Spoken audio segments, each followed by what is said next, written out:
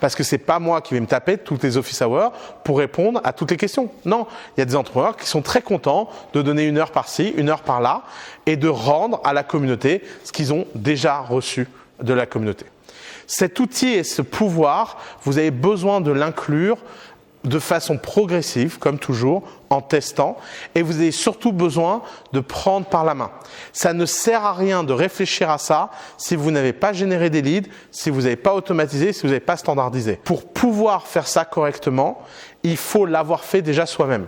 Si à The Family, j'avais demandé à des startups de faire des office hours avec d'autres startups avant de nous-mêmes parfaitement maîtriser ce process et l'avoir fait sur un groupe de façon intense, ça aurait été catastrophique. C'est un pouvoir à double tranchant. Les communautés, c'est formidable quand ça marche, c'est catastrophique quand ça tourne mal.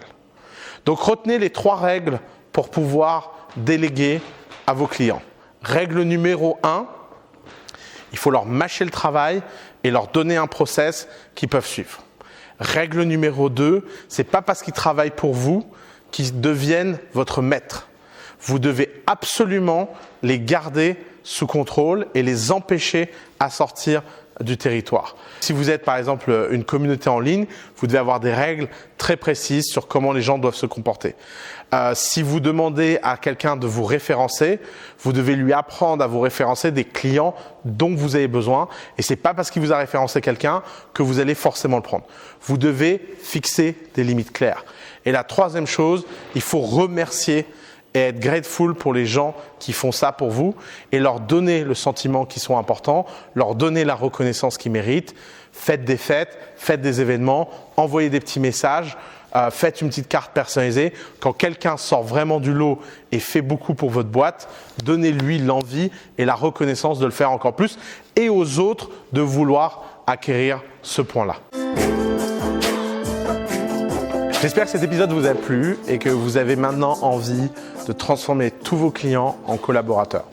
Que vous allez avoir l'envie de leur faire plaisir en les impliquant et en leur donnant les moyens de s'impliquer avec bonheur. Maintenant, faire tout ça, tout ce dont on a parlé aujourd'hui, la standardisation, l'automatisation, des campagnes de leads, etc., ça demande de l'argent. Et la plupart d'entre vous, vous êtes des business individuels, de services, vous n'avez pas accès à la levée de fonds.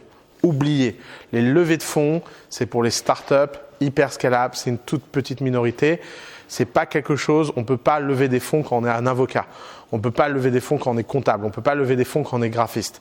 On a besoin d'utiliser l'argent gagné par ses clients et d'utiliser ses profits pour pouvoir les investir dans son scale, dans son automatisation, dans sa délégation et dans tout ce que Anyone Can Scale vous donnera envie de faire. Rendez-vous dans l'épisode suivant pour voir comment faire plein d'argent ensemble.